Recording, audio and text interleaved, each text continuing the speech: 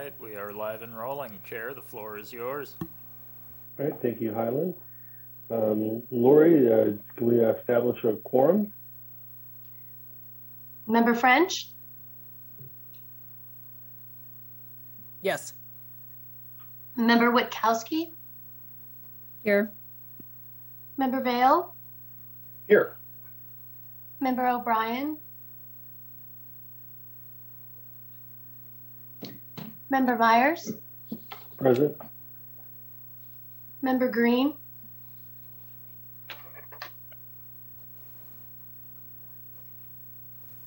Member Hanson? Here. Member Dowdy?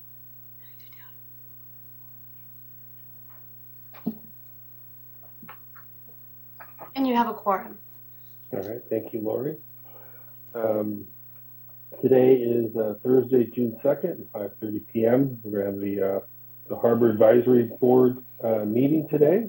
And pursuant to Assembly Bill 361 and Government Code Section 54953, this meeting will be conducted telephonically through Zoom. And there are ways to participate, watch, and submit and comment based on the Zoom meeting, or they can call in via telephone. All right. Today we would like to have a moment of silence. There's a number of extremely tragic incidents have been going around across the country, and would like to have a moment of silence and hope that provide some grief and thoughts and prayers for those people impacted by that.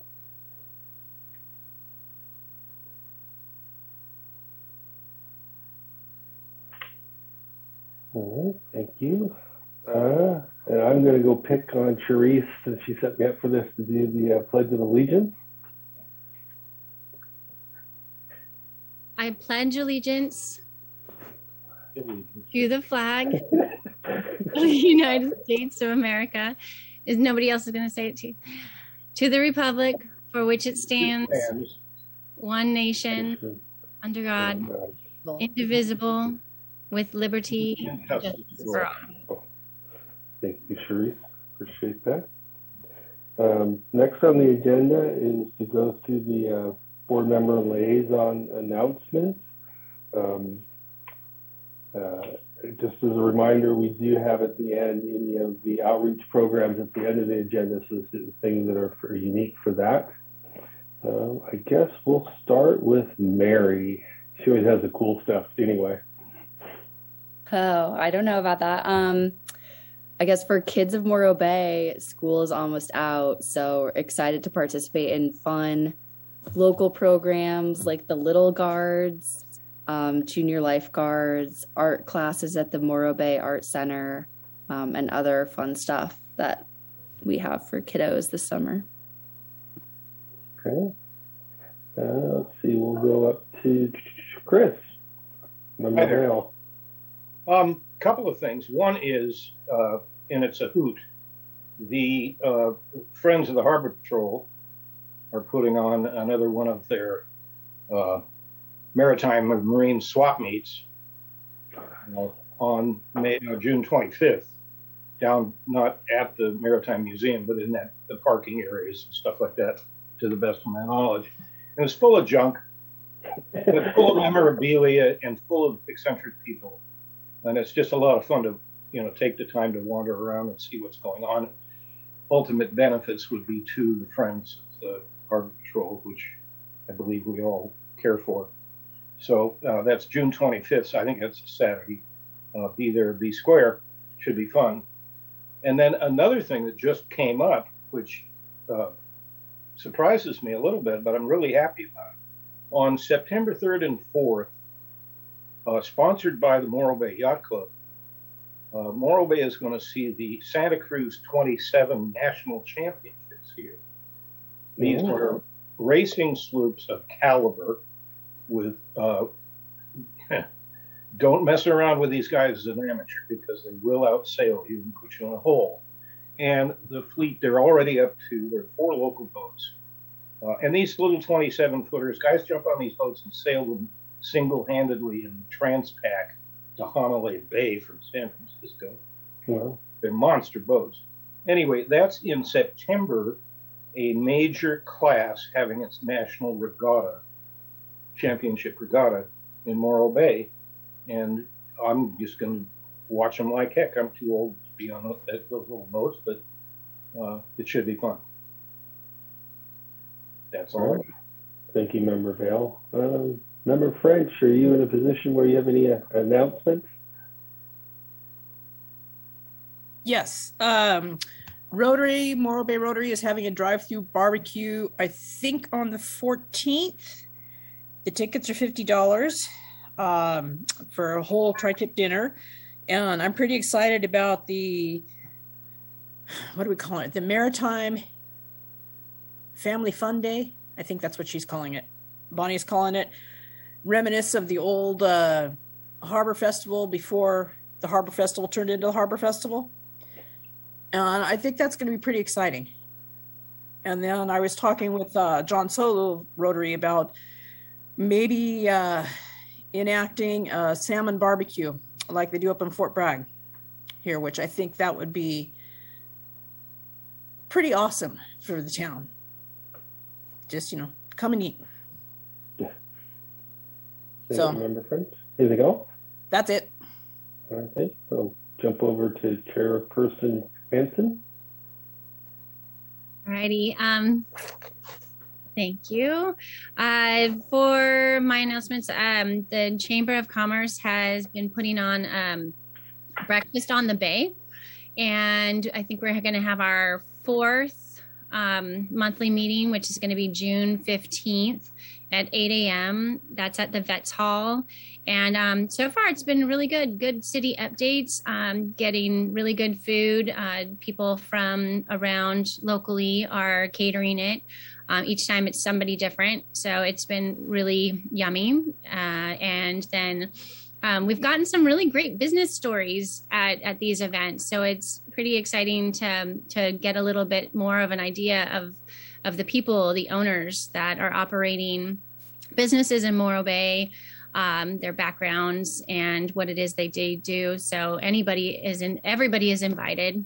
And then they turn it off with a little music at the end. So it's a nice event to be a part of. And I encourage anybody who wants to go to the chamber and sign up to go to one of these breakfasts on the bay. And that's it for me. When was that event, Sheree? June 15th at 8 a.m. It's every month, mid-month at 8 a.m. Okay, thank you. I think that's it. Doesn't look like Jean joined. I think we jump over to presentations next. It looks like Scott Collins is on the call. I assume he'll be doing the Ironman presentation. Yes, thank you. Are you signed up yet? No comment. I was going to see if Jeremiah was going to race, and then I would do it if he agreed. But I'm seriously considering it, so I'll be there on the starting line. All right. Well, hello, everybody, and thank you for your time this evening. This is just an informational item to catch you up on a potential exciting event for Morro Bay.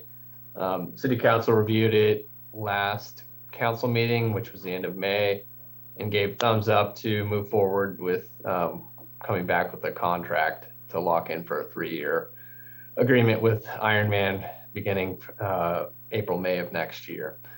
So just by way of background, Ironman is an event that's kind of started in the 1970s in Hawaii as a one-time thing with endurance athletes, which has now grown into hundreds of events across 5 different continents and 300 plus events overall.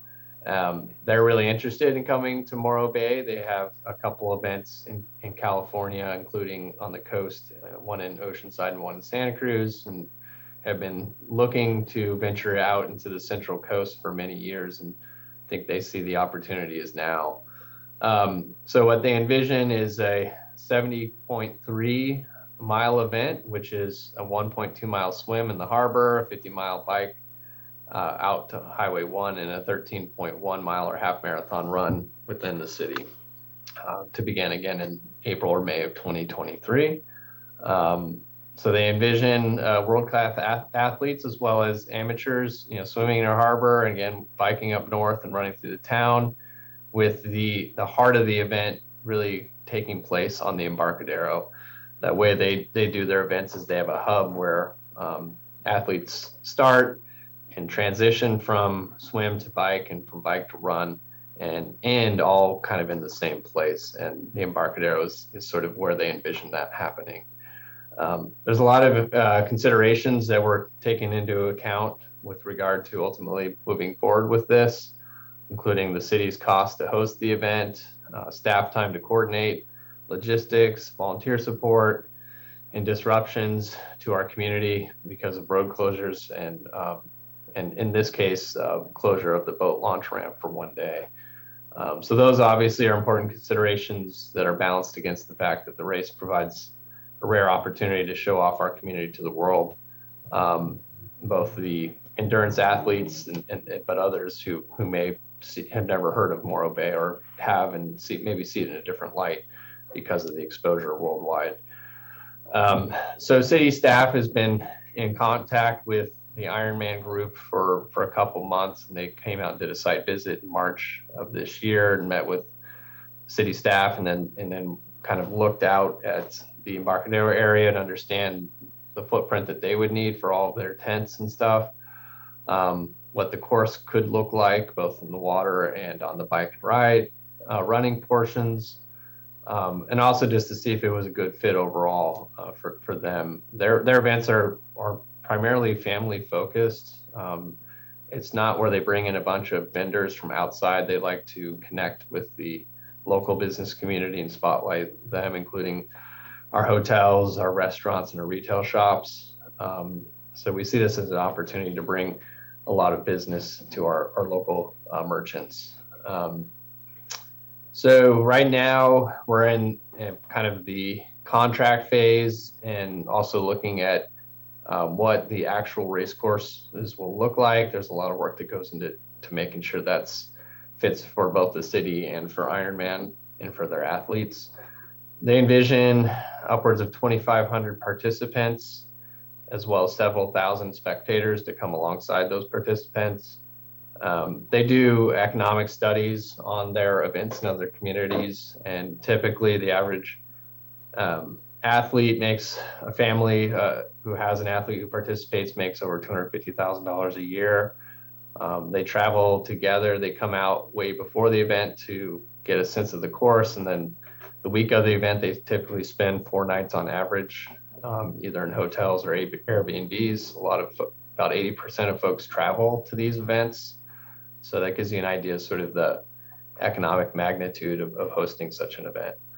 We do have some experience both with triathlons, smaller triathlons, as well as the California tour of Amgen tour, where you have massive production around setting up, logistics and tents for safety purposes, for television and media, and for parking and the like. So we have experience. This city team has experience with helping provide a safe venue for large events.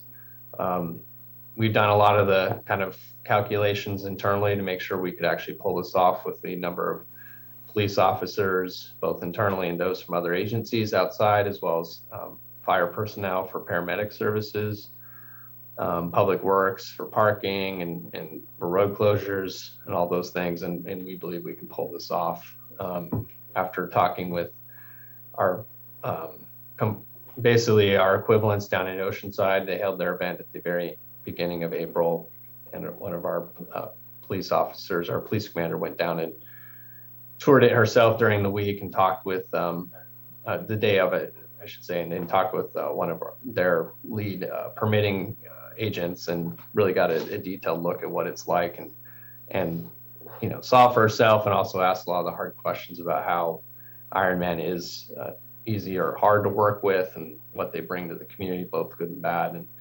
And prior to being here in this position, I worked for the city of Santa Cruz, and I was part of the team that worked with Ironman for their event up in Santa Cruz. And so Again, we feel it's something that can be managed, but understanding there is a lot involved, a lot of staff time involved in impacts to the community. But again, on average about $250,000 per annual household income, 80% travel to the event, so they spend time in our hotels and vacation rentals. It's about a $10 million positive impact to the market on average, with about $300,000 in local taxes alone that are generated. They have about 6.4 million fans worldwide that tune in, via social media and other venues to learn about events and just see what happens. So that gives us a sense of how much reach we could have here in Morro Bay. So we did a sort of a brief analysis of what it would cost in terms of permitting and staffing, and it's about $100,000. It could be a little higher than that or a little lower than that, but that's roughly what we expended with the Tour of California Amgen event. So again, it may be a little more or less than that. The Morro Bay Tourism Business Improvement District, his board has said they're willing to put forward $60,000 a year for each year of the event if it goes forward with a 3-year contract. Some of that would go directly to Ironman, and some of that could go to offset city expenses. So there's some negotiation that's left to be done before this would come back to City Council. But again, we're excited about the opportunity. Council supported it 5-0 to move forward to the contract phase. There are some obviously considerations around what this would look like down the waterfront, around the impacts to boating, as well as Highway 1 with a lot of construction going on the bridges locally. So there's significant logistical things we're going to have to sort out, in addition to helping them with parking folks kind of outside of the city and bringing them in via buses or trolleys or the like. But again, we believe it's worth it from an economic standpoint, both the money that's brought in directly during the week of, as well as the reach globally for folks who may come visit in the future. So I'd happy to answer any questions. Really not looking for thumbs up or down at this point, but just wanted to share this information as we move forward through the process. If we get into a contract that actually proceeds forward, Eric and I are committed to bringing updates back to this group well ahead of the event if it moves forward April, May of next year. So with that, I'd happy to answer any questions you guys have. Sure. Thank you, Scott. Mary? Yeah, I had a question. Do you consider negotiations with City of Slow for things like this? I assume given the rider profile and stuff, a lot of those people would be going to eat or staying in hotels in Slow. And I'm just wondering if there's a cost share or something that we could negotiate with them for us hosting this event. Yeah, how it usually works is we're talking to their tourism group, as well as the unincorporated group that represents Cayucas and Los Osos here, to see what they may be able to contribute, as well as trying to bring in the Visit SlowCal, which is the county-wide tourism business improvement district.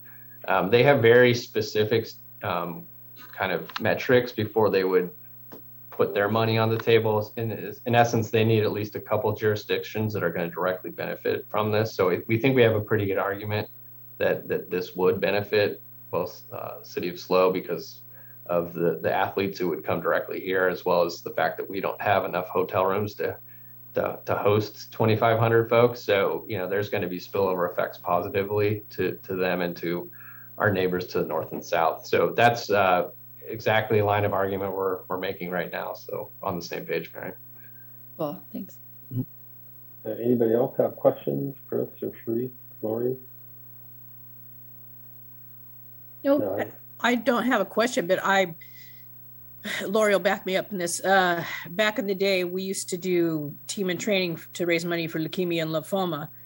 And so I've done marathons in San Diego and San Francisco, Anchorage and Honolulu. And I can vouch, though I don't have that income bracket.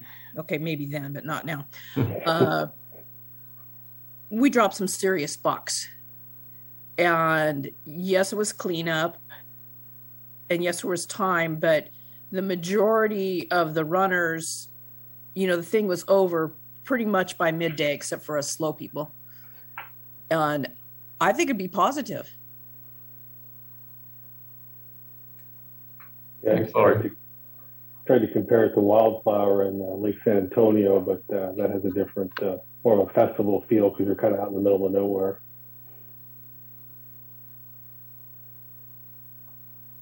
Any other questions for Scott? Right. I don't think we don't open this up to public comment, correct, Eric or Therese?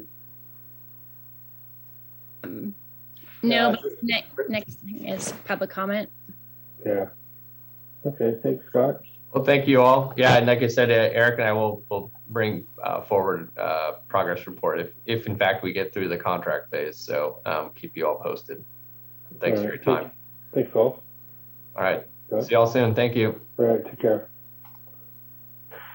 All right. Next up, okay, is public comment. Let's see, we do have one person out there, Becca. Yes, this is an opportunity for members of the audience wishing to address the Harbor Advisory Board on business matters not on the agenda and may do so at this time. You can either wait for the agenda item or you can raise your hand now. Highland, do we have anybody in the queue that wants to make a public comment? Thank you, Chair. We have no raised hands in the queue. Okay, thanks. All right. The next one, I'm going to need a little help with because I never quite got this one. So we get to the consent calendar, and then there's people that want, you can pull things from the catalog. I've never quite understood how that works. I don't know if Sharice or Eric, give me a hand on this one. You can ask right now if anybody would like to pull anything from the consent to calendar. Yeah, that's right. And normally somebody can make a motion to approve it or ask if anybody wants to pull any. And if not, when you say pull something, it just means we don't have to talk about it. If you want to talk about it, you have to pull it. Otherwise, they're just passed by consent without reviewing them. So if somebody wants to talk about something, then they say, I want to pull item A3, and then you can take a vote on A1 and A2 and get those out of the way, and then come back to A3 and kind of go through it like a regular item at that point. Gotcha. So does anybody want to pull anything from the consent calendar? I had a question about A3. Set yourself up, Eric. Okay. I just had a question for Eric of like the level of calls you guys are getting for like capsized vessels or like other things. Like, are your staffing needs like meeting the level of calls that you guys are getting? Are you having to do like anything extreme as far as like duty status rotations or anything in order to like meet those? So let's pull that item. And then if there's nothing on 1 and 2, then get those out of the way, and then we can come back to it and have the discussion. So do the administrative piece first before we talk about it. Is that correct? Yeah. You pull it and then get the ones that you're not pulling out of the way. Gotcha. Okay. Get a motion to approve those, and then. All right. So we'll pull A3. Oh, go ahead, Chris. I move that we approve A1 and A2 before we go on to A3. I'll second. All right. I guess we need a vote for that, Lori. Member Vale? Yes. Member Witkowski? Yes. Member Myers? Yes. Member French? She got kicked off. She's trying to get back on. Okay. And I did see Jean come into the meeting, so we'll add Jean. Member Dowdy? I have to abstain. I don't know what we're talking about yet. Okay. Member Hanson? Yes. And we need to wait for Member French. Does that give us enough to pass it, or do we have to wait for Mary? From Lori, rather. I think we have enough to pass. Yeah, you got 4. That's enough to pass it. We don't need to wait for Lori French. Okay. Motion passes. All right, thanks. So now that since we pulled A3, Mary had a question to Eric about the number of calls. Yeah, I'm going to make her repeat the question too. Sorry. No, that's fine. I had a question on just given the like statistics of how many responses you guys had, calls for service and assists, and knowing that you guys are like understaffed generally, are you having to do anything abnormal with like duty rotations or staffing in order to like meet the needs right now? We're not doing anything out of the ordinary. You know, we are triaging calls. There's sometimes non-emergency calls for service. We've got to delay them or put them off to another day sometimes. You know, on an emergency basis, obviously we run on it. We always rely on the Coast Guard if they're around, if we need them. Sometimes we can rely on them to staff our boats and help out. I've been filling in more on the schedule, just being available, and which is great from a personal standpoint. It's nice to get back out on the water, but it takes me away from everything else. But so we've been utilizing me a little bit more out with the folks. So yeah, we're making do. Okay, thanks for the update there. Yeah, I would argue that's a little unnatural to have you filling in on the schedule, but probably fun. Yeah. I have another follow-up question for Eric in the status report. I know probably about 4 or 5 months ago we had a boat sink in the harbor, and you waited until it sunk and then had to drag it ashore. Looks like there's another boat in that kind of same position on one of the T piers. Is that one gonna, we're gonna drag it out of the water before by towing it, or is it gonna wait for it to sink and use an excavator? Well, we try not to wait for them to sink. That's definitely not the goal. It's a lot harder. That one, I think Chris and I were looking at it. Looks like there's some. You put your hands through the paper on the outside. Like all of them, we try to work with the owners to get things resolved. I'm not sure exactly which boat you're talking about, but when they get behind in their rent, it's typically when we start moving on them and do a lien sale and seize them. The schooner at the T pier. Yeah, at the North T pier. Yeah. Yeah, we work with the owners and try and keep them from getting to that point. So far, knock on wood, it hasn't been a sinking problem. Okay. Don't knock too hard. Yeah, there may not be much wood left. Okay. Thanks, Chris. Any other questions for Eric about the staff report? Status report, harbor status report? I have one. Sure. Okay, since we're kind of talking about harbor business, camping has been ended as far as you guys collecting money for it. And I know that it increased the ticket price of if they are staying at the Rock or wherever, that you guys have increased the amount that they get ticketed for camping overnight. Is that something that you are able to enforce? So the fine for illegal camping used to be, I want to say $52 before COVID, and then when COVID hit and we got a major surge in people RVing around that summer, as one of the tools it became cheaper for people just to pay the fine than to go to an RV park. And the people were doing that. They actually made comments to the police department when they got ticketed. So we went and raised the price to $250. So it became an enforcement tool. It does get utilized on an as-needed basis between us and the police department. It's not something we got a ton of time for, and we can put a lot of attention onto. It's more on a complaint basis and an as-needed basis, but we do utilize it occasionally. And the fine affiliated with the ticket, is that something that the harbor fund gets, or is that a city fund?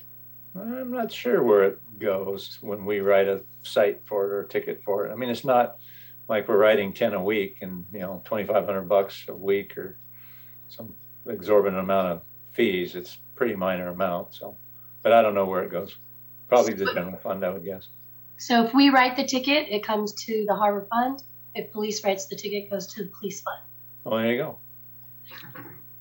Okay, just food for thought. I've had a lot of people say that there's people staying out there for days and days on end, and they made a comment to a harbor patrol officer, and they said, well, we don't really have, the time or the ability to do that all the time. So anyway, I mean, terrestrial law enforcement is not our mission.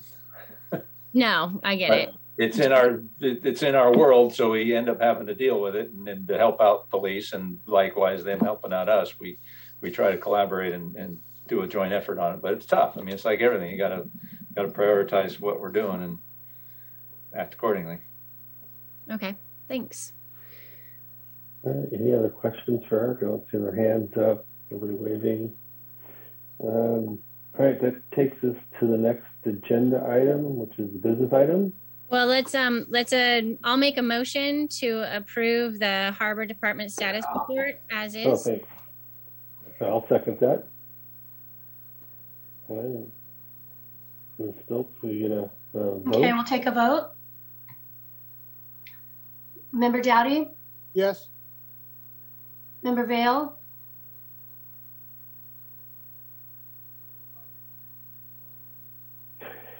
Affirmative. Member Witkowski? Yes. Member French? Member Myers? Yes. Member Hanson? Yes. And your motion passes. Thanks, Lori. All right. Okay, next is open to business item B1, updating on parking management. This one is pretty quick. I'm the chair of that ad hoc committee. We've been kind of on hold, waiting for the city to do their next move. We haven't heard any updates about the next phase of the Walker study. We did ask to have the rock area included in the upcoming study, but it would definitely be a secondary move based on the feedback from the city staff. I know, Sharice, you talked to a few folks. I think that's consistent with the feedback you got as well. Yep. So that's just an update. Any questions from the rest of the Harbor Advisory Board about parking?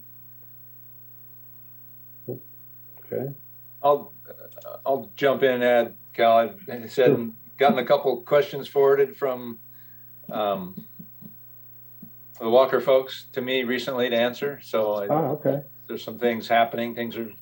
Gears are moving. So okay, that's reassuring, because that Walker study seems to have gotten delayed quite a bit from what the expectations was. Any interesting questions they were asking, or is this just kind of the same old, or? No, they're asking, for them to move into next steps. They're just asking some clarification and getting a little more granular on some of their questions. So okay. They're looking at it a little more critically. So I think they're moving. You didn't get any indication of when they might be wrapping up, or did you? No, I mean, I didn't ask. It wasn't part of the line of questioning. Sure. Fair enough. All right. Thanks, Eric. Anything else? Nope. All right. I think it's just going to receive and file, so there's no vote, I believe, for that, if I'm correct. Next one is the Marine Services ad hoc. Should we open up public, see if there's any gotcha. comment for that item? Yep. Oh, okay. Thank you. Hey, Highland, is there anybody in the queue for public comment? Thank you, Chair. We have no raised hands in the queue. All right. Thank you. All right. Thank you for keeping me honest there. Next on the list is the Marine Service ad hoc. Committee is myself and Chris Vale. We did a little bit of work. I'll let Chris do that update. Well,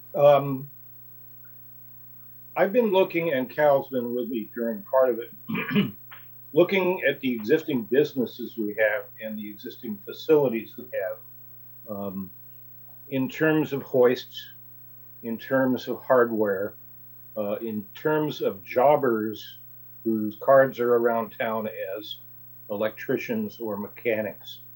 And I've asked pointed questions of several vendors what they think the future is going to be.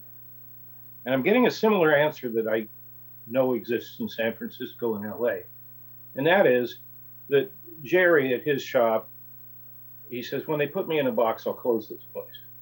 There's nobody's going to keep it open after that. There are no shipwrights coming up through the system that are eager to start over in a new town like Morro Bay. So what we have in terms of looking forward to the Santa Cruz 27 National Championship Regatta, we have 1,000-pound hoists for 3,000-pound boats. So the infrastructure is shaky, both because the people who run the infrastructure are getting older and closer to retirement, and there's no backup. There are no sons in the chute that are going to take over.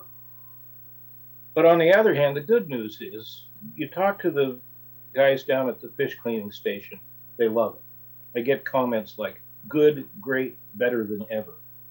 The bathrooms are looking okay.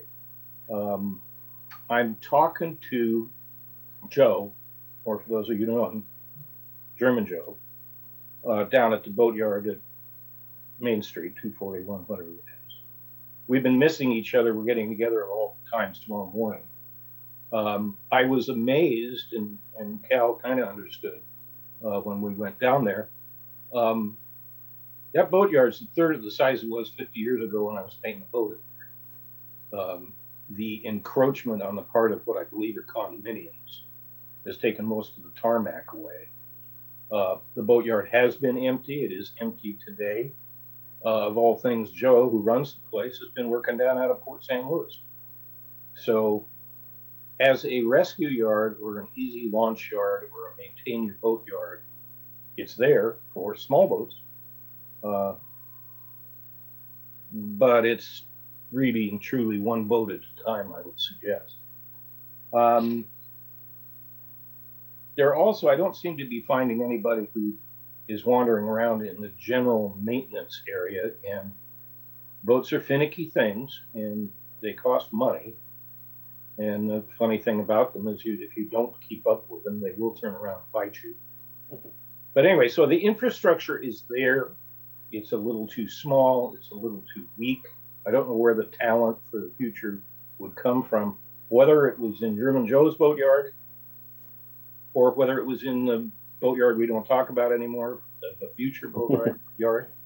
But I'm working on it, and the more people that I meet that pass me on to the more people that I meet, I'm getting a sense of whether or not you could make that phone call about an electrical problem with your boat and get a response from some of these, what I call truck vendors, guys whose tools are in the back of their utility trucks. They live in a Atascadero, but they can come over and, fix your wiring in your boat and make your motor start.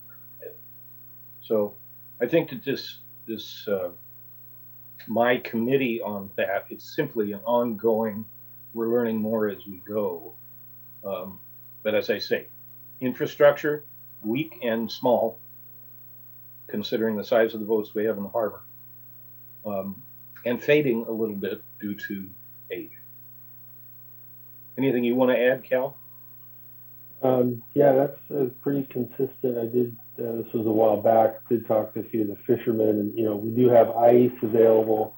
I think you had a list of things that they have there. One of the things that would be ideal would be like some additional cold storage to help store some of the catch that comes off the water. Gene, you probably know a little bit more about that, or trenches and on. Yeah, I'm pretty consistent. I mean, we're kind of finding the same thing. There's enough stuff there, but for like say for larger ships or larger boats, it's not really usable per se. But we do have it, all the check marks there. That's all I have to add.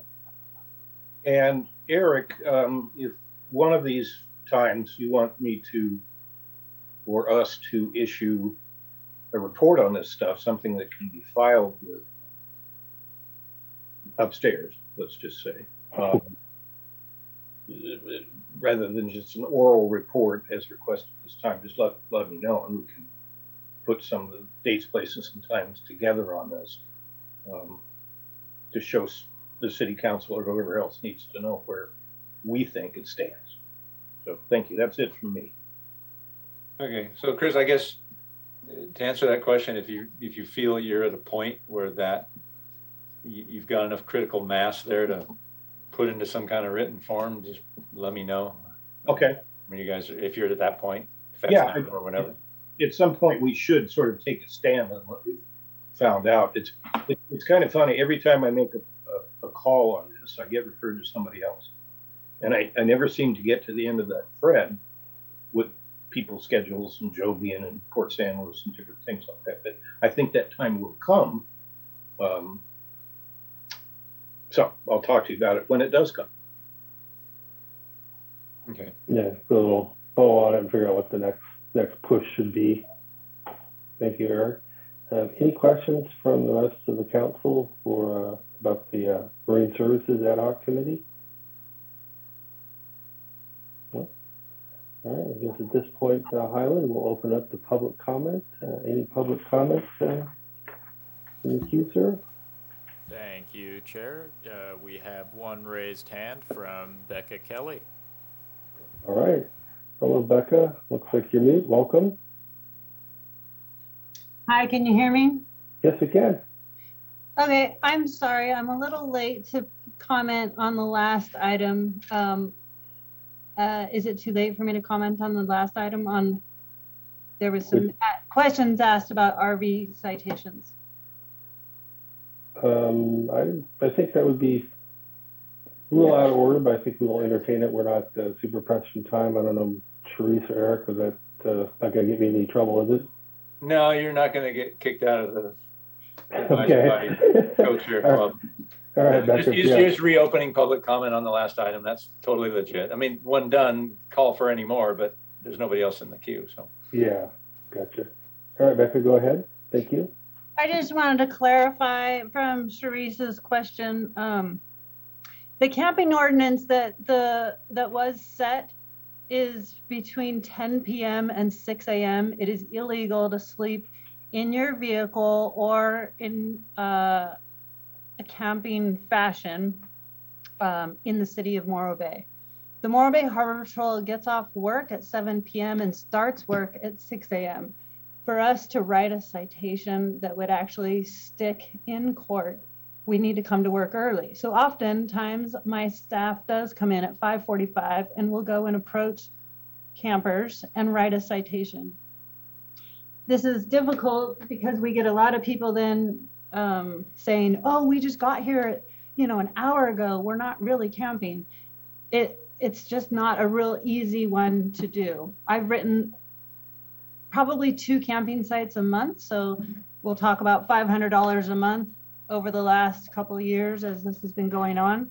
Personally, I have, and only about half of them have stuck because people will complain and they can get out of it because I did not know if they were there all night long. So anyway, I just wanted to bring that back up. It's not as easy as it looks. And if we worked all night, if we had more staff and worked all night, we can knock it out. That's all. All right. Thank you, Becca. Yeah, that doesn't sound like a good use of Harbor Patrol time and effort. But I would appreciate that. Anything else, Becca, you care to comment on? No, thank you. Thank you. Highland, is there anybody else in the queue? Thank you, Chair. We have no more raised hands in the queue. All right, so that closes public comment for business item B2 for the ad hoc committee. Next up is item B3, which is a budget and finance and budget ad hoc committee. I know, Mary, you got together with Eric. I apologize for not making it on Monday. But you can provide us an update. I appreciate it. No worries. We signed you up for a ton of stuff, so thank Perfect. you. Yeah. That'll learn me.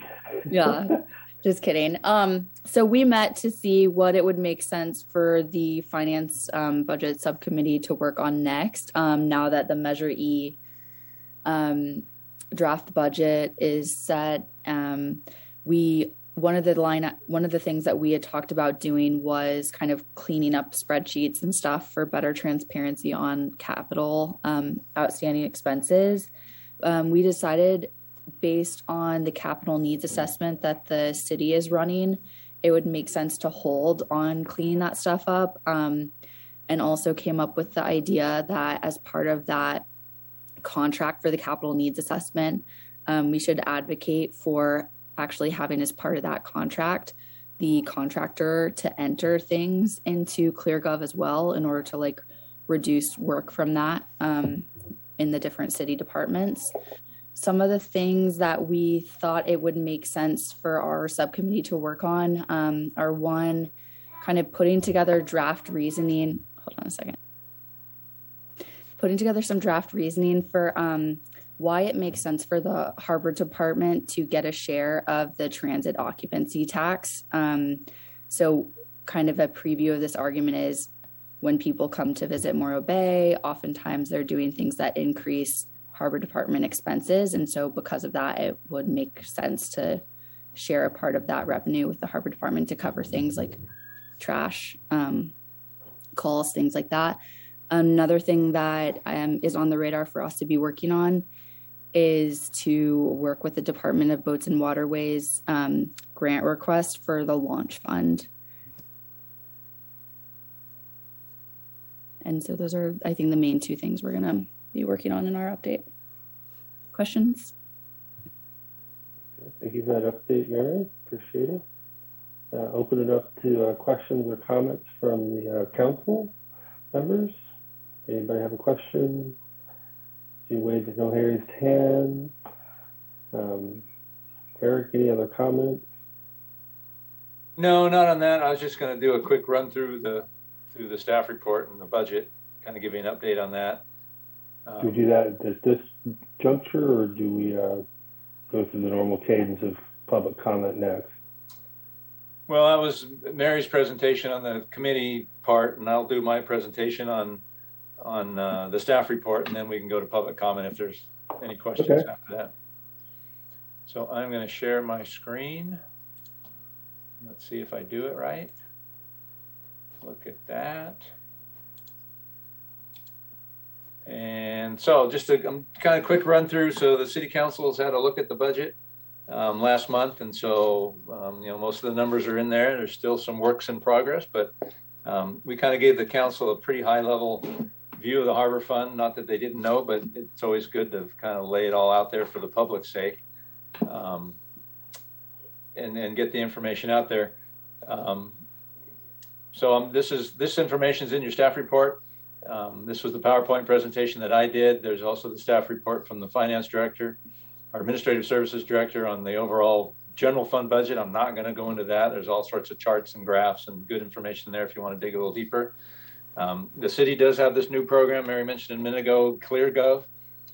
It's the computer program on which all our budgeting is done now, as opposed to the past where it was all done on Excel spreadsheets, and then not very easy to find or work with once it got to the public. So this is a much better system. There's a fair amount of teething pains. We're working through it, to all departments getting used to it. But I think once it's up and running, it'll be a better document for the public to use as well, because things will be more accessible and a little more clear. So just running quickly through the Harbor Operating Fund.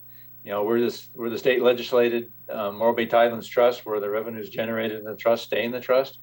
It's the waterfront bay and beach, north of the Rock, managed currently by the Harbor Department for sort of the three legs of the stool: public safety and public access, lease and property management. That's all our leases on the waterfront, and then capital improvement, maintenance and repair, all the stuff, all the piers and slips and public amenities out there that we're responsible for.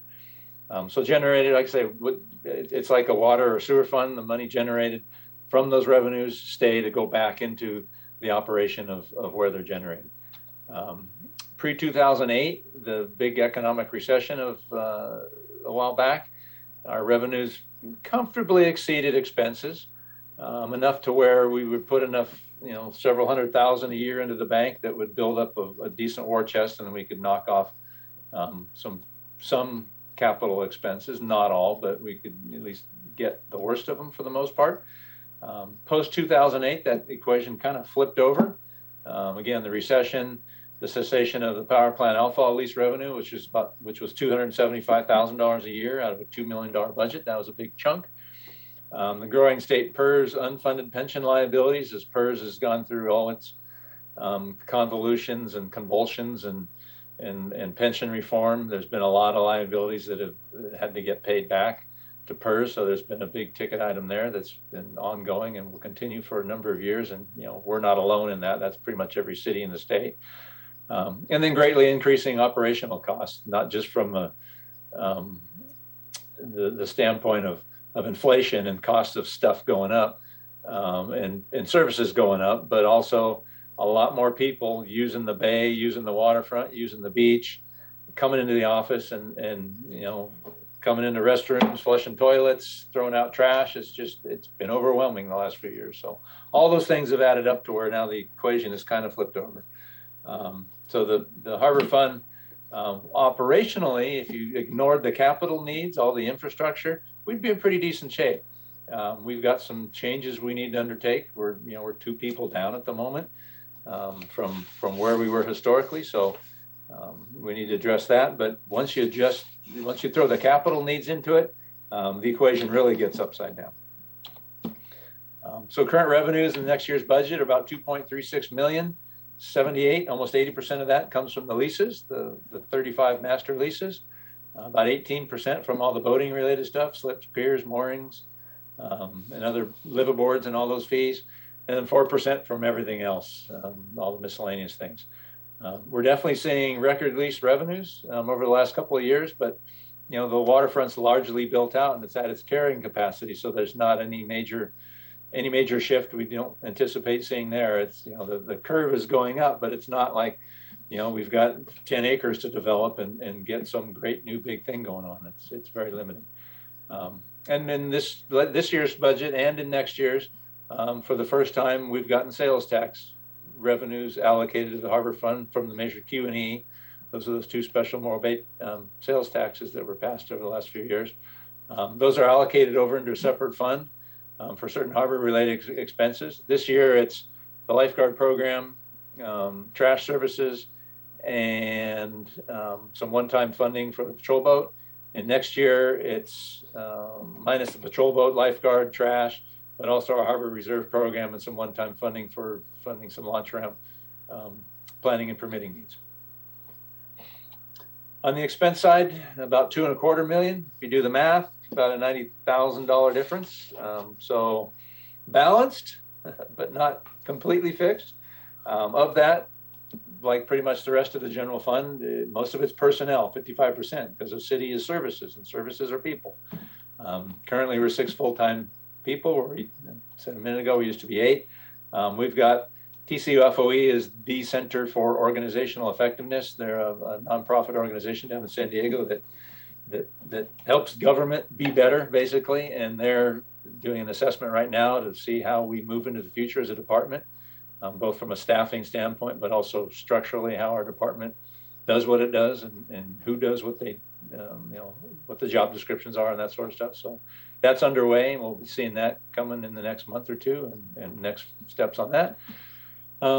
And as I mentioned earlier, the supply and service costs have grown substantially. Inflation, demands on services, utilities, everything else. So again, the operating fund, we're balanced, but it goes negative when you throw in the capital. Capital needs right now are currently assessed at about $800,000 per year, give or take, over the next 10 years. If we were to maintain and replace everything that we've got on the books right now out there on the water and on the waterfront on the schedule that it should be taken care of. We've got the south section of the Beach Street slips funded in this fiscal year's budget at $600,000. Knock on wood, hopefully going to be starting to get a project manager going on that because I need to get that project moving. North T Pier needs, we could throw close to $4 million at it right now. We've got a congressional request in for that. It used to be called earmarks, but earmarks is not a good word anymore, so it's congressionally directed funding. Congressman Katz Congressman Carbajal has taken up 1.5 of that, and he's requesting that in the president's FY23 budget. So we're feeling pretty good about that, and that'll go a fairly long way to getting some good stuff done. So we'll see where that goes. And again, we're proposing $210,000 from the Measure Q&E funding to do engineering and permitting, planning and permitting for the launch ramp, the launch ramp itself, the concrete ramp, and the boarding floats. And then the rest of the funding for that's about a $1.5 million project total. We seek the rest of that from the Boating and Waterways, as Member Witkowski mentioned a minute ago, for the and their launch ramp grant funding project. So that's what we're moving forward on in this year's budget. So, those things, like I said, capital projects, that's just a start. You've seen our list. There's, I want to say, in this year's budget request, $400,000 for a capital needs assessment for the entirety of the city's infrastructure. The Vets Hall, City Hall, Public Works, all the departments, and all the needs, restrooms everywhere, including the waterfront. So that will hopefully develop into a true needs assessment with some better cost estimating, and we'll get a little more granular on that. So we're hopeful that will help inform the future as well. So again, despite record lease revenues, we've still got challenges. I spoke about the organizational assessment and where we're going with that. Collaboration with Public Works and the department's capital projects, and also maintenance. We've always done our own maintenance and done our own capital projects, which probably isn't the most efficient way of doing it when you've got Public Works and facilities folks that do that for a living. So we're engaged with Public Works to see how much of that we can move over there. But there'll be a cost to that. And then the pension liabilities, of course, we've got to fund those. And so that's going to be a continuing challenge for the near future. Grants and other funding helps, but it's not going to be the overall answer. Congressional asks will help, and we're grateful to Congressman Carbajal for that, but it's not going to be the entire answer. There's the Biden administration's infrastructure package, the billions and billions of dollars that's out there. That kind of stuff definitely helps. And so the city's looking at how to go out some of those funding. So, we're doing the best we can, and we're trying to move some of these things forward. But it's tough. Other potential revenue sources, the paid parking project, as we've been discussing here for a couple of years, as that moves forward, that's a potential for seeing some revenues out of that. Measures Q&E, the sales tax revenues. Mary mentioned transient occupancy tax, TOT. Potential for asking for more of those sources to be allocated over to Harbor Fund.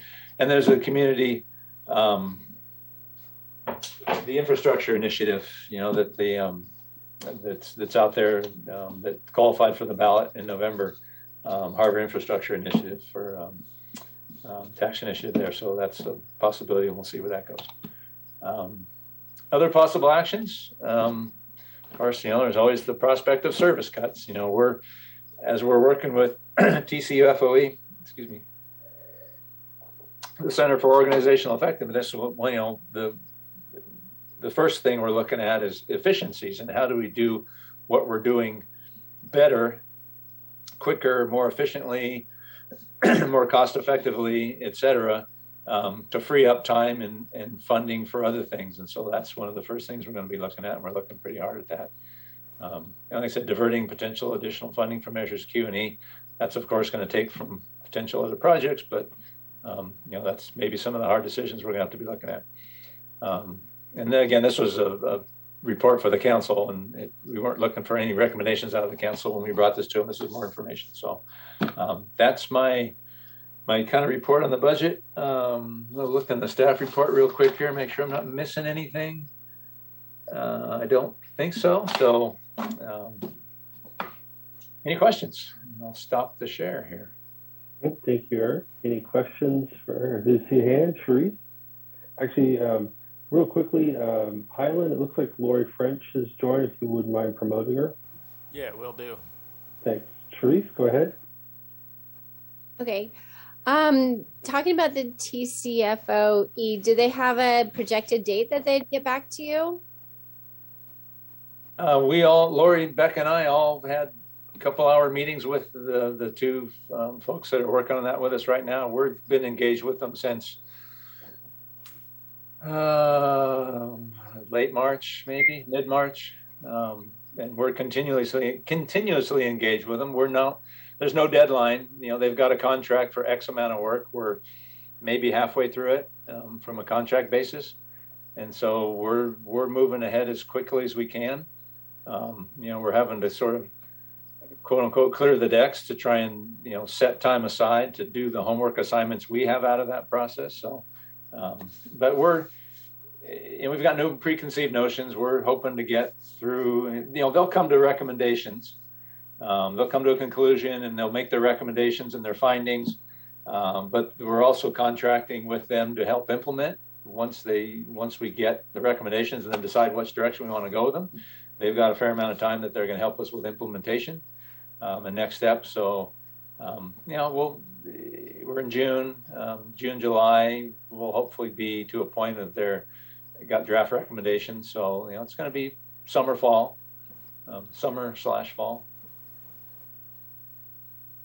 Okay, cool. And then I know that it was an item that was of discussion in previous years about being a port district.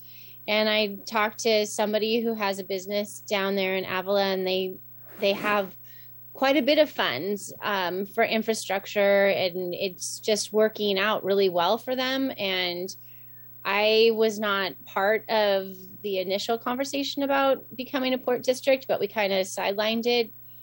Could you, just because we're talking about budget, is this a good time that maybe you could just tell me the history of why it is that we stopped our looking into becoming a port district? We looked into it as a HAB. When Ron Reisner was here, he did a fair amount of homework. I think in general, the conclusion was drawn that, Port San Luis was established in 1956, back in the 50s, a very different time.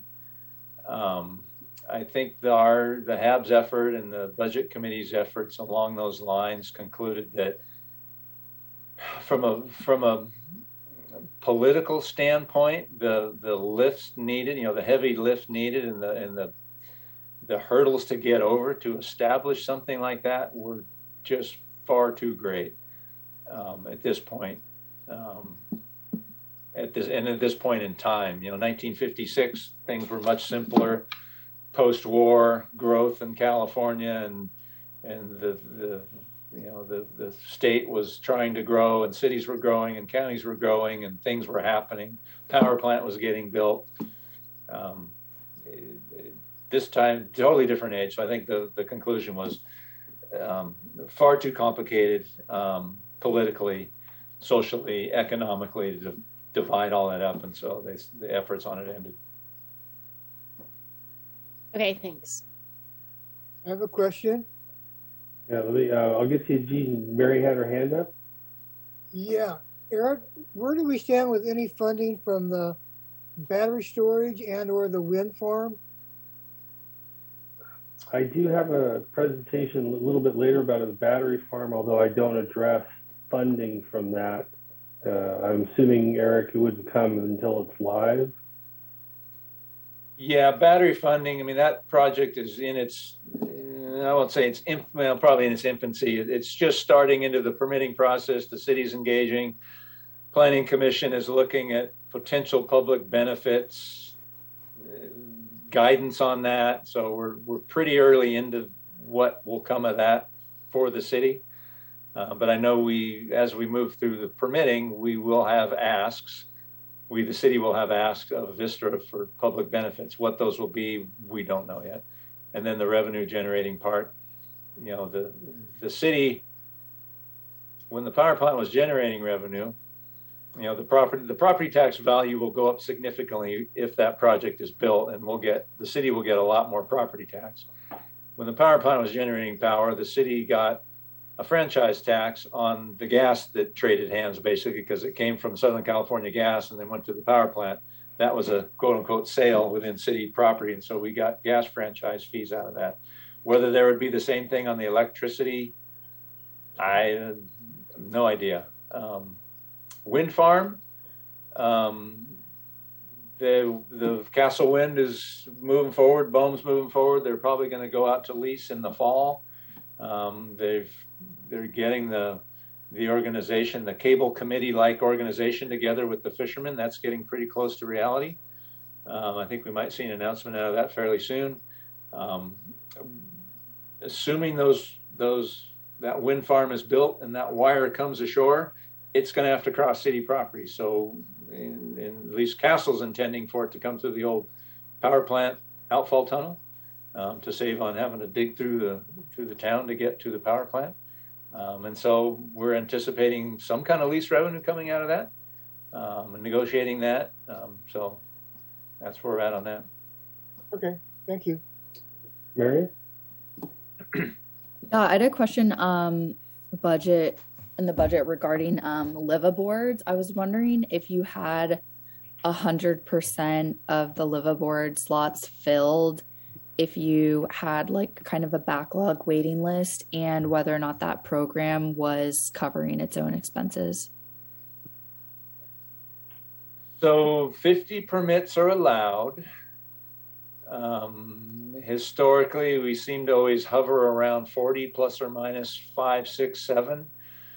And then there's of actual liveaboards, and then permitted. There always seems to be a percentage of them that aren't permitted. Either they refuse or they come and go and slip through the cracks. And so if we had everybody all permitted, every liveaboard, we'd probably be in the 45 to 50 range. Becca will probably kick me if I'm wrong, but 45 to 50 range. We did the fee study here a few years back and redid the fees on liveaboards to be at a cost recovery basis.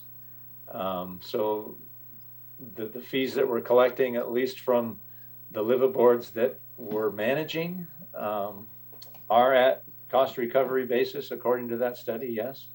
The unpermitted ones that we aren't getting fees from, obviously we're not getting fees from them. So there's some loss there, but I wouldn't know how to quantify that other than the fees that they should be paying would be the difference. Great. Thank you. Any other questions from any of the council members?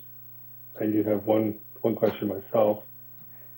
I guess the question, there was two big line items in there, the T pier and the launch ramp. They're both in the 7 figures. I guess the question I have for those is, both of those sort of a all or nothing. So like for the T pier, it's $4 million. If you got $2 million, you could do $2 million worth of stuff. You don't have to have $4 million to complete all the work. Is that true for both of those capital projects, Eric? Well, excuse me, the pier, like I said, our estimate is 3.8. That includes, we did a structural assessment on that pier probably 6 or 7 years ago, and then had it updated after we did some major work by Associated Pacific about 4 years ago. There's still a punch list of items on there, structural.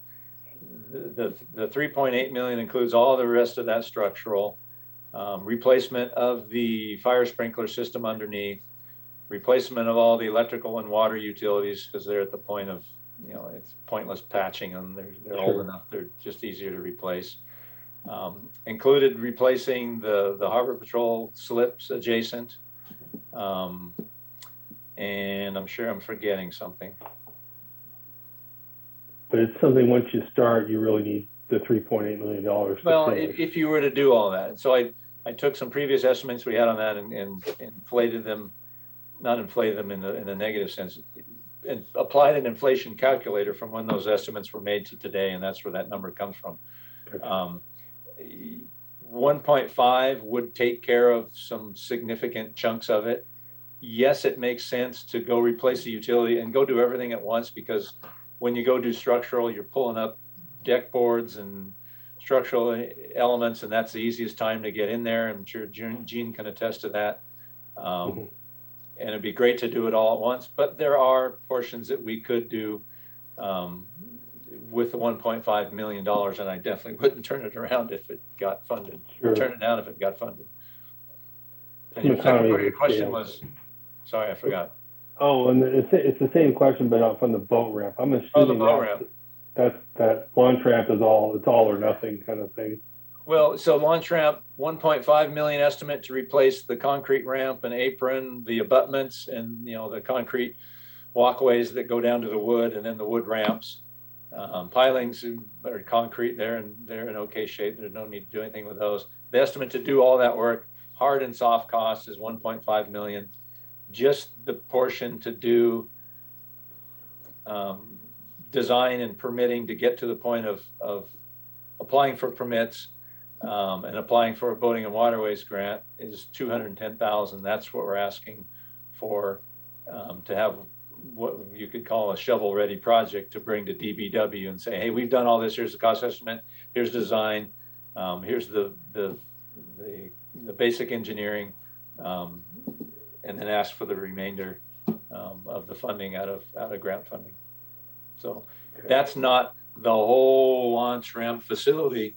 Repaving, AD accessibility all over the place, the restroom, the fish cleaning station, that's an even bigger nut. We decided to break it down into a smaller portion, knowing that ramp is desperately needed to be replaced. And it could be done as a one-off. It's not like the T-pier where while you're doing the ramp, you ought to be doing this at the same time.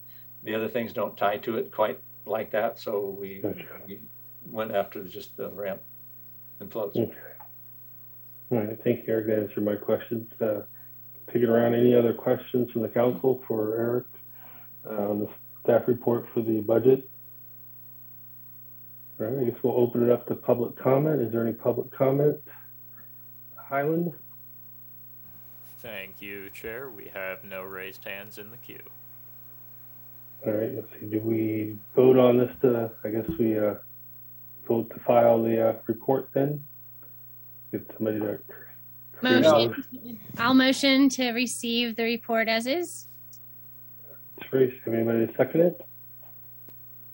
I'll go ahead and second it. Oh, thank you, Mary.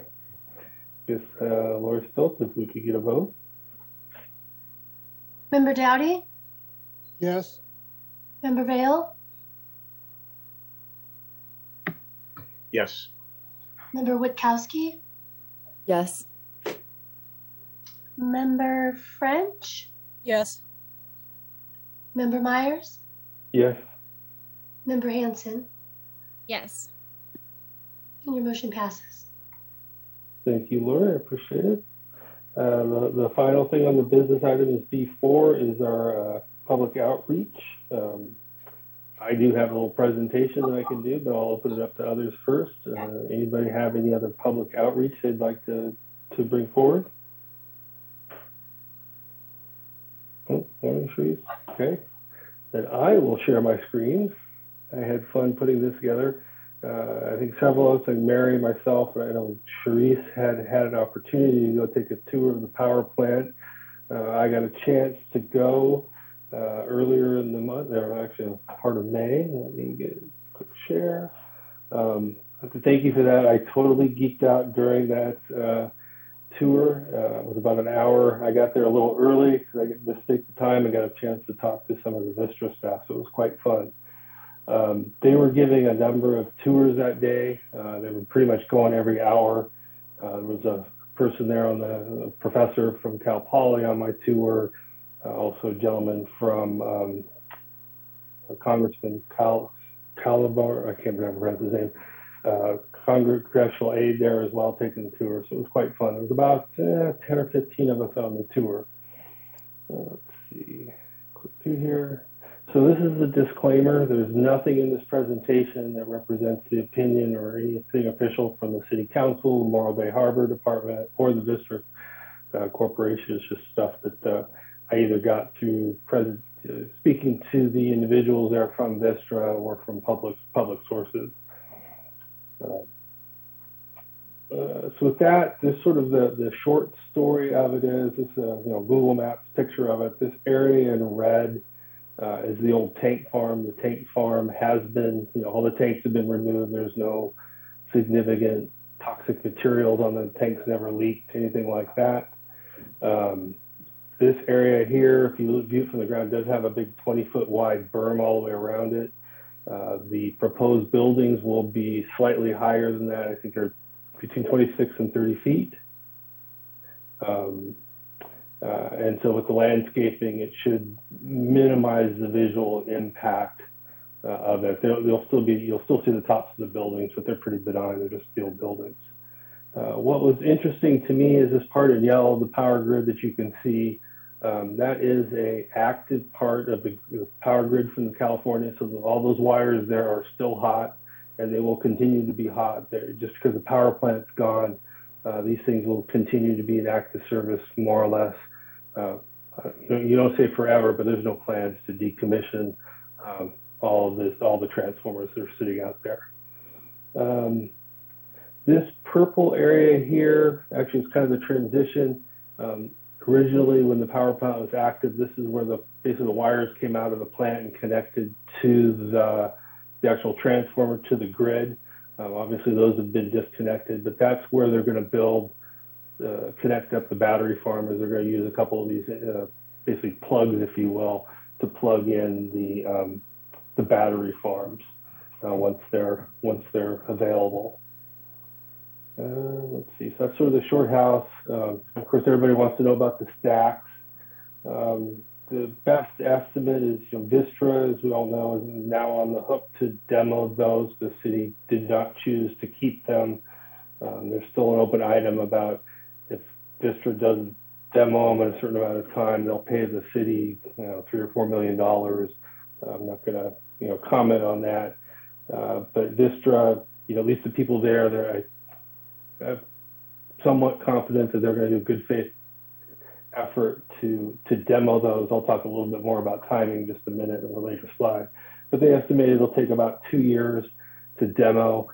They did something similar down in Carlsbad. There was a big high stack, and they just kind of hoist some equipment up there and just start chewing it down with like a big excavator jaws.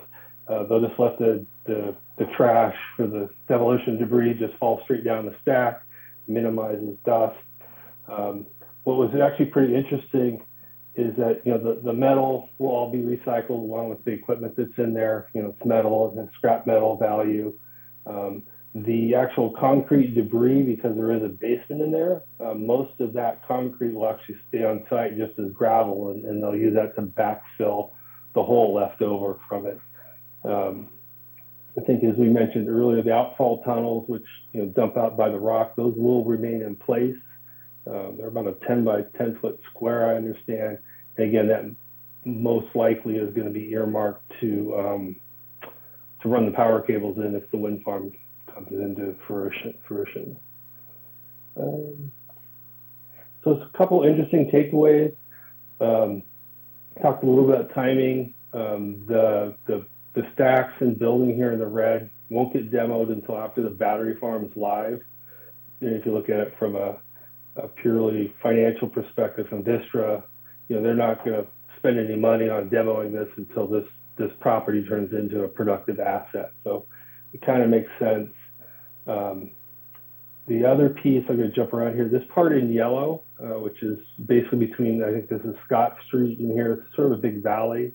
What was interesting is when they were doing the site survey, there's actually a lot of cultural artifacts, Chumash Indian ruins and things like that.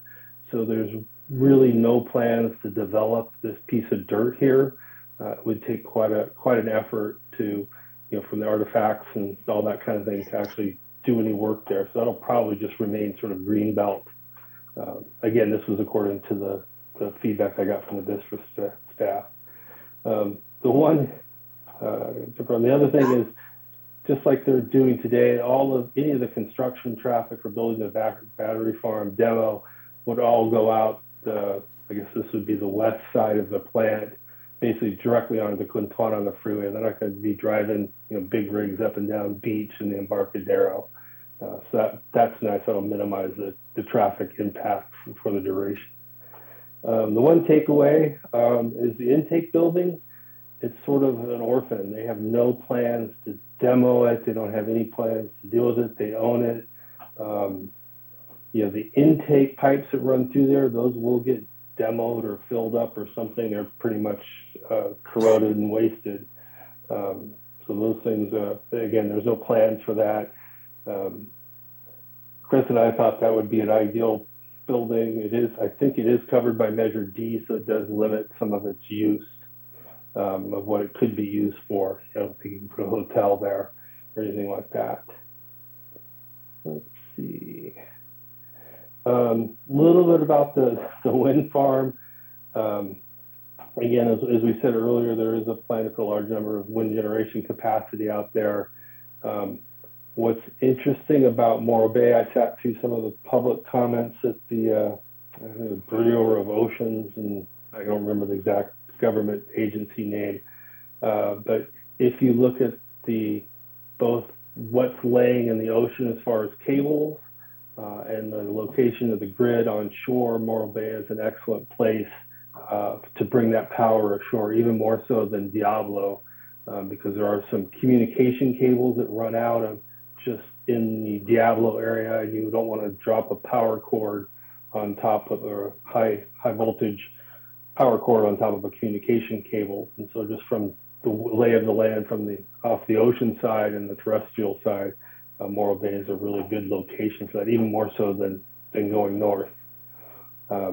Again, the wind farm and the battery farm are two completely independent projects. They're not really related at all, other than they might use the same injection point to put that power back onto the grid in California. So again, how that wind farm is going to come up wasn't anything that I included in this presentation, other than they're going to keep that outfall building to run those power cords into the grid in California. What else? I did ask about the fire department, because when you have a big asset like a power station, you need to make sure your fire department members services. I sort of asked if there was anything unique that the fire department would need. And again, this is according to Vistra, it's a biased opinion, but they're really, other than just, training and making sure that the fire department knew what equipment was there and, how it might behave, they didn't need any special equipment like, foam or any special, types of equipment. Again, just the training. The other piece that was there is because of the covenants on the land and the deed, you really can't build condos there or a hotel or grow food or anything like that. So the battery farm is consistent with the covenants of the land, especially if you think about it. It's on top of where a bunch of basically 4 million gallons of oil sat for half a century. So some of the people you always want to ask, Moss Landing, which is going to be a similar facility up in Northern California. They did have a pretty spectacular fire. So when I asked about the fire department, that kind of led to this discussion again with the Vistra staff. What they told me and what I found, what research I was able to do on news articles is, ironically, that fire got started from a false alarm. So none of the batteries, again, this is based on the data in the after action report they did, none of the batteries actually faulted. What they believe happened was a bearing in one of the cooling fans. One of the bearings smoked, and that detected smoke, and that the sensitivity of that fire alarm was way too sensitive than how they had designed it.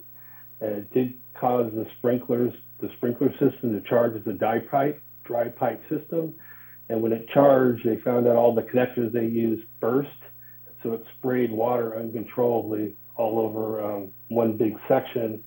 The water isn't used to distinguish the fire, it's actually used to cool the batteries off in the event of a fire.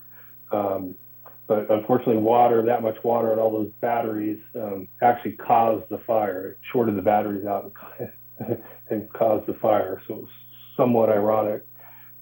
Again, based on their input, they've re-architected the fire system. So they monitor, keep nitrogen pressure in the dry pipes and have upgraded how the system, both up in Moss Landing and obviously what would be going into this location. It was kind of an interesting conversation with the guy. He got a little defensive. It was kind of fun to ask him questions about it.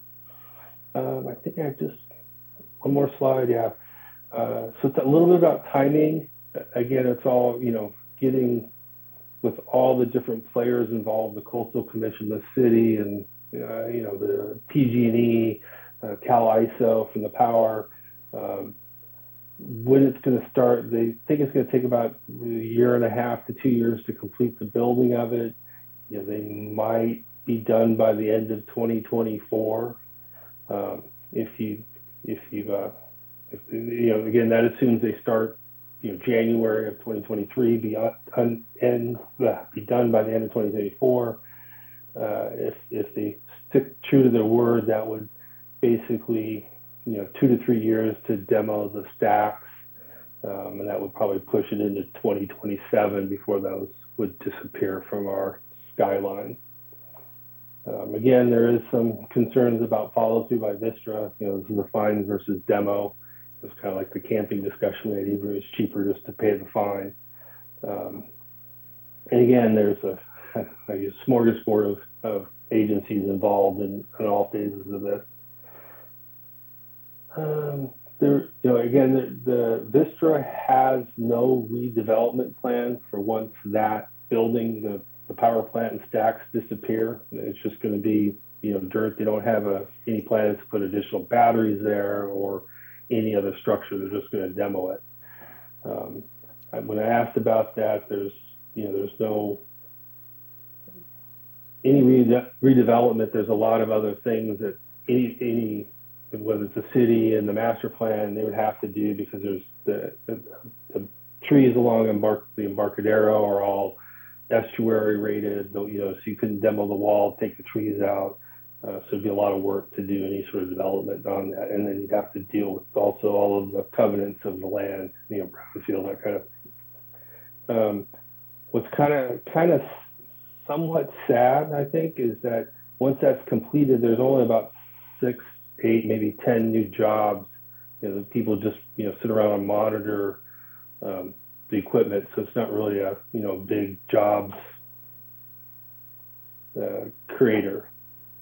And then again, we kind of talked about this earlier. Eric alluded to it. Once the battery farm is in service, the city would get some additional tax revenue through property tax, and maybe something from them injecting power into the grid. I don't know, but again, that's still open for discussion outside of what I could glean from the battery or the plant tour and what you can find online. I think that's it. I just have where I got my sources from in here. I can forward this off to the HAB members if anybody's interested. That's all I have. I'll go ahead and open it up for questions. Stop sharing. Any questions from the council? Hey, Sharice, go ahead. Excellent job. I mean, I'm impressed. That's great. That's really informative, and thank you so much for doing that. Oh yeah, no, I totally geeked out on that one. It was pretty cool going through the plant. They're gonna hire you for PR and Morro Bay. Yeah. I know, Mary, you went on the tour. Anything you care to add to that? I know I personally have requested from Scott to see the contracts that are signed, because I've heard conflicting information for them, so I'm trying to go straight to the source on some of those things. Good, thanks, Mary. Sharice, put your hand back up, or is this? I know I did. I just wanted to say that a lot of people during this process have asked about what it is that we get, community wise, harbor wise. I do know that they have plans, because this is a big project, to have a workshop for the community to be involved in, to prioritize and see what the community would like as far as any public benefit, since they're going above the 25-foot height. So just FYI, that's something that everybody is asking about, but it's not going to be concrete for a while. Yeah. All right. Thanks. Yeah, that's where Sean shines. He's pretty good at running that stuff down. He's got his fingers in that, so he's a little mess. Any other questions from any of the council members? All right, let's see anything. Highland, I'd like to open it up to public comment. Anybody in the queue? Thank you, Chair. We have no raised hands in the queue. All right. Before I take a vote, Lori Stilts, is there anything, I did do the presentation. Should I forward this? I have a slightly updated version, or the version I showed. Should I send that to you to be filed or whatever is appropriate? You can forward it to us. Okay. You might also forward it to our liaison, since she's not So here. Dawn? She can get Okay. that. Yeah, the Dawn. Okay. All right. Fair enough. So with that, do I have anybody to create a motion to pass business item B4?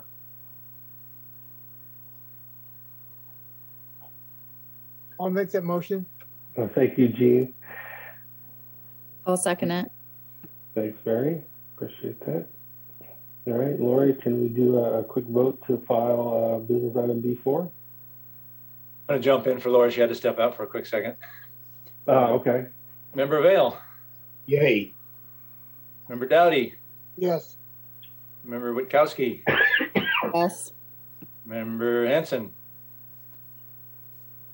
Yes. I should say Chair Hanson. Vice Chair Myers. Yeah, bounce back and forth. Yes. All right. Motion passes 5-0. Thank you. All right, that moves us to declaration of future agenda items. Is there anything that we should start to put on the agenda that we want to study for or talk about for the second half of the year? Chairman Hanson. Okay, I had a question, Eric. Maybe this is, you can ask me. One of the things that we were talking about when doing the agenda for this meeting is Lori brought up that there's a lot of fishing vessel slips. And I was just wondering if they're not being requested or utilized by commercial fishing vessels, are they able to be rented at all to non-commercial fishing vessels? We do. We sublease out our slips when they're empty. We request our fishermen to notify us ahead of time so we can get it on a list, and because we have a waiting list that we keep for folks that want slips. We give priority to commercial fishing boats that want to go into those empty slips when they're around. But otherwise, we rent them out to recreational boats on a very regular basis, and it's a significant amount of revenue. It's a good backfill when they're gone. Okay, so, all right, that was just a question for possibly a reason to have it as a future agenda item. But if you're able to rent them, then it's fine, right? I mean, there's no advisory board actions that would help remedy the fact that there's empty slips. Not unless you can figure out how to make more commercial fishermen work out of Morro Bay. Okay. All right. Then I'm going to bypass that as a future agenda item. But I have been meeting with a lot of different bodies, such as Planning Commission and chamber members and PBID. And a common thread throughout all of them is that they want us to all get together. If there's some way to have like one or two people from each advisory board or commission or council, if we could create a subcommittee, is it possible to create that as the future agenda item consideration to create a new committee? Eric, it's a question. I was just thinking.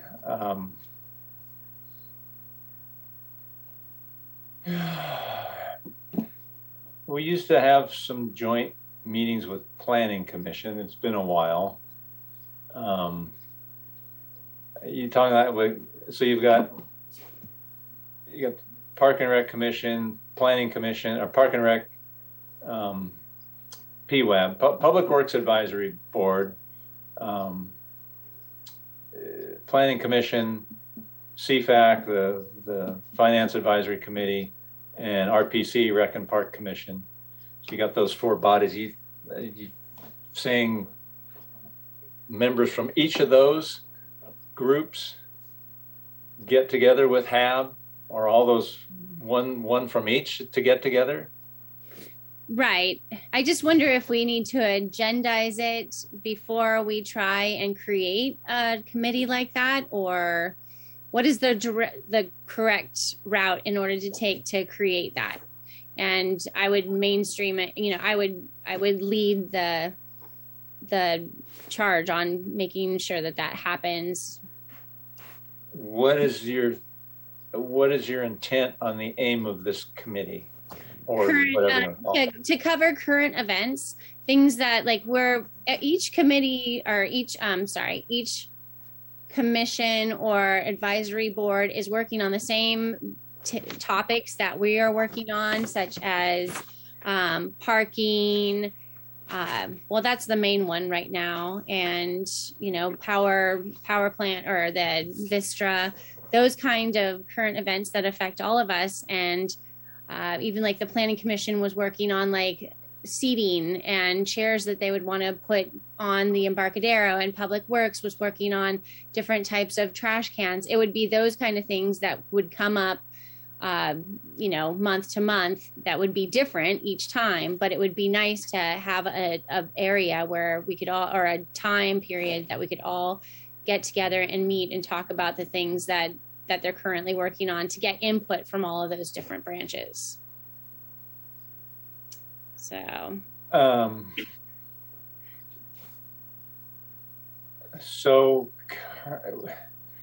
without either a council direction or a body of work, a defined body of work to accomplish, I think you can accomplish what you're talking about by doing what's happening now. Is folks from those individual bodies can get together and talk. There's nothing against the Brown Act as long as you're not any one, more than a quorum of any one body getting together at once. So you could have a couple from HAB, a couple from PWAB, a couple from PC. There's nothing to stop you from collaborating on those things now. I hesitate to create a sub advisory body of an advisory body, because that's what you're here for, is to advise on the harbor related stuff. I get there's some crossover, but I don't want to duplicate efforts either, and certainly impact staff even more, because I'm not going to hand staff any more duties to manage a output of a committee of a committee. I guess let me float this one, and maybe this would work. What if like we had the presentation that Scott Collins did on the triathlon? Would it make sense to have like a guest speaker from the other advisory boards and just do a quick update? Would that help? I'm not sure. I mean, it doesn't like all the advisory boards get together and have a beer bash, but would that meet? Maybe not. Okay. Or do you we want to could just put it on the agenda item for next week just to talk it through, or next meeting? One idea would just be like, Sharice, we could just do like a rotation and have like two, like with the Brown Act, like Eric mentioned, just do it unofficially and have a meeting. Rotation. Okay, so in other words, Eric, the correct route to go and meet them doesn't need to be agendized. No, I don't think so. You can go meet them now. I hesitate to put together a subcommittee or an ad hoc committee, whatever you want to call it, of the HAB that includes members from those other bodies without some council direction, because now you're creating another body, another advisory body to the advisory bodies. Council controls the advisory bodies and what their work product is and who they are, and so that's why without council direction I would hesitate to put together something like that. Okay, all right, got it. So no future agenda item requests from me. All right, thank you, Sharice. Look around the room. Gene, Chris, nothing else? Well, other than I agree with Eric, I think that if we get another committee going, then we turn the whole HAB into a HAB ad hoc committee. I mean, we have a job to do, and I think information should be shared. Sharice is correct, but I don't see as it needs to be formalized. Sure.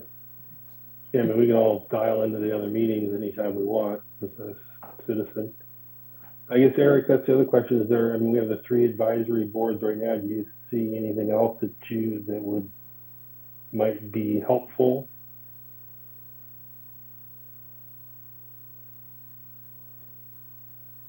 Still there, Eric? Sorry, I missed the question. Yeah, beyond the 3 subcommittees that you have, you don't foresee a need for another one, ignoring or not the liaison role, but any other council directions that another ad hoc committee would be appropriate for? No, I don't think so. I think, like I said, you can collaborate that way now. Gotcha. Okay. That concludes the declaration of future agenda items. The last thing on the agenda is adjournment. I don't think I have to do anything else for that, do I, Eric? Other than wave goodbye. I'll make that motion. I'll second it. I don't think we need to vote. Going to now because you got a motion on the table. Oh, damn. Okay. All right. Is Lori back? Nope. All right, Eric. Take us through the vote now. Member Vale. Yay, underscored. Member Dowdy. Yes. Member Witkowski. Yes. Chair Hansen. Yes. Vice Chair Myers. Yes, sir. All right. Have a good You are evening. adjourned. Thank you all. Have a good July off. Oh, that's right. Summertime. I'm going to go play the kids, like Mary said. Okay. All right. Take care. All right. Thanks, everybody.